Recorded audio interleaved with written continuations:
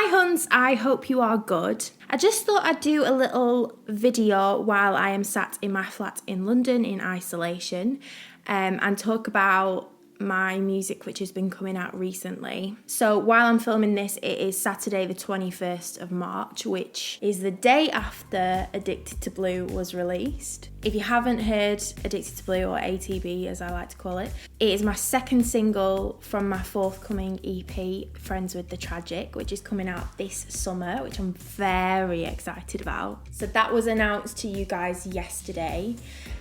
So it's all very fresh for me. But I thought while we're talking about this, I can clean my makeup brushes and I will explain why, because that seems like a really random thing to do. If you've seen or heard anything to do with Addicted to Blue, then you will have seen the artwork for it, which I have glitter tears running down my face on. If you haven't seen it, I'm going to pop it on the screen now. I created this makeup look in November with Alice Howlett, who is my makeup artist. And this is a really iconic image for me. I'll get into why in a little bit. But I do really want, if possible, people to recreate this image. And so I'm going to talk about how I made this image with Alice and what we used and what we did. And I've actually done a lot of glitter tears in the past when I've been prepping for this image and figuring out what I wanted it to look like.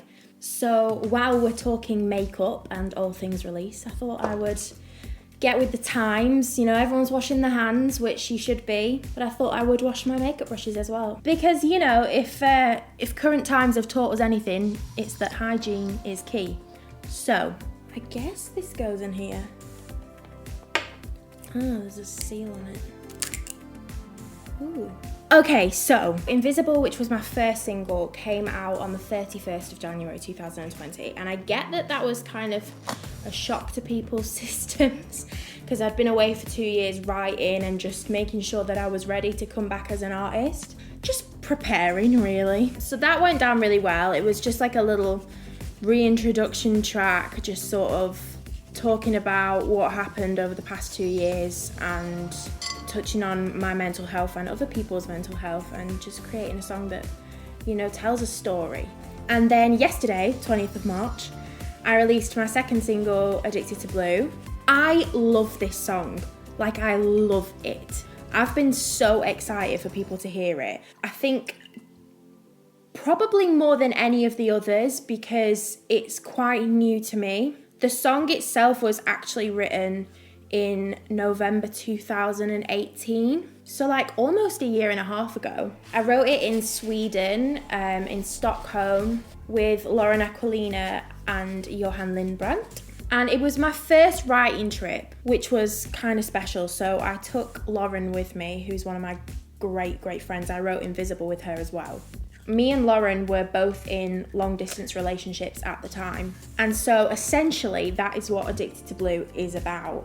It's mainly about the appreciation of a long distance relationship and how amazing it is that someone can make you cry when they leave, like that you miss them and you love them that much that it makes you so sad. Like, isn't that amazing that one person can make you feel that way? But it's more the fact that I was in this relationship and I was having those feelings, like, you know, when he went home, I was obviously so sad and I never wanted to actually lose that feeling. I didn't want him to be there all the time because I didn't want to take the relationship for granted. I quite enjoyed feeling sad because it made me realise how much I liked him. So it kind of talks about the conflicting feelings in a relationship, like, I don't want you to leave, but I also don't want you to stay. Like, I won't be quite happy with either of those things. I like this in between, like, I'm addicted to the sad feeling of when you go. And how lucky am I that I have that feeling that someone makes me feel that way. So the song started off as a ballad. We wrote it at the piano and it lived like that for like a year and a half. But I knew that I wanted it to be upbeat. I just felt like the top line melody just lent itself to being like a little bit of a bop. So in November 2019, I went to Sweden again to work with Elias Kapari, who is a phenomenal producer who's produced all of the songs from this upcoming EP. And we recorded the songs and started doing production. And I think With all of the others, I already had demos that were pretty much laying out what the song was going to sound like anyway. But with this one, because it was a piano ballad, it was a completely blank canvas. So I could really do anything with it, and that was the most fun. And I think that's when the artwork for this track sort of switched. So when we were producing it, I was like, I kind of want it to be a little bit 80s and disco and just like a cool, funky vibe, if that makes sense. And I'd actually had the Glitter Tears artwork on my iTunes library with all my songs that I've written in the past 2 years, and I kept swapping them out like under the title album. And I've had this inspiration image of Glitter Tears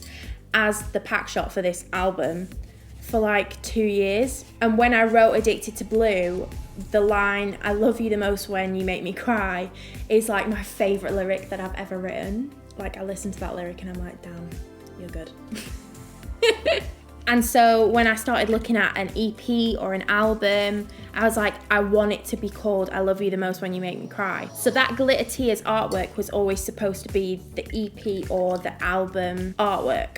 But when we finished producing Addicted to Blue and it was all disco, I was like, okay, so that sort of sits better with Addicted to Blue. And by this point, so I think we only finished producing Addicted to Blue in like February 2020. It was really quite like last minute. And when we did the photo shoot in November, that image was always planned to be the EP cover. So me and all my team all like agreed this would be perfect for Addicted to Blue. And we had a little swap around. But yeah, I think Addicted to Blue at the moment is like my favourite because it is so new to me production wise. All of the other songs I've sort of lived with for like 2 years, and although they've been reproduced recently for the EP, they still always had the shell of what they were going to sound like, and they still sort of sound like that now. But ATB is completely different. But when I listen to it, it just makes me want to dance like all of the time. I'd be like cleaning or cooking and I just sort of bob. And my manager's the same. Like, he'll walk through the office like Saturday Night Fever strut. So obviously the EP was announced on Friday the 20th of March, which was yesterday to me. And there was a date booked in, which we were going to release with the announcement of the EP. But because of obviously everything that's happening in the world right now, there's a lot of uncertainty. But I think I really just wanted to carry on releasing to just bring a little bit of joy to what is a really dark situation right now. And so it's really important to me and to a lot of people that we keep spirits high, and we all do as much as we can to keep people happy. And I know that I have an incredibly loyal and loving and patient fan base who have been waiting 2 years for music. So I am going to do everything in my power to make sure that there are no delays. Obviously, still being sensitive to what's going on around me. But I just want people to have fun and to hear the music and enjoy it and just go, do you know what, that brightened up my day a little bit. It's not a lot, but it's the best I can do. And I will try my hardest. So if you guys want to recreate the look, if you use like a clear gloss and just mix a little bit of glitter in and just use the end of like a thin makeup brush, then you can sort of just drip it down. This is like the worst explanation ever. I am no beauty guru. I'm genuinely pumped about releasing more music. I can't believe I'm actually finally able to say, oh yeah, my EP's coming out this summer. It's called Friends with the Tragic. I genuinely thought I would never be able to disclose this information in my entire life. So it feels good. It feels like a weight's been lifted. Every song is very, very different in what it talks about. It's very different to listen to as well, like production wise. They're all really unique. They're not all about boys, which is a first for me, but they are all about different happenings in my life and mainly tragic occasions. I've worked really, really hard on this EP, so I hope people like it. I hope it can bring a little light, a little bit of fun, and I hope it can stop people asking me when I've got music coming out. If you haven't already, you can download, stream, watch Addicted to Blue and Invisible, which are my singles which are out there right now. Go get them, Tiger. And I hope you have fun listening to them. The Friends with the Tragic EP will be out this summer. Thanks for watching me wash my makeup brushes. I feel a lot cleaner now. I love you all. Stay safe, wash your hands, stay inside. It's important not just for your health but for others. And I love you all loads. I'll see you soon.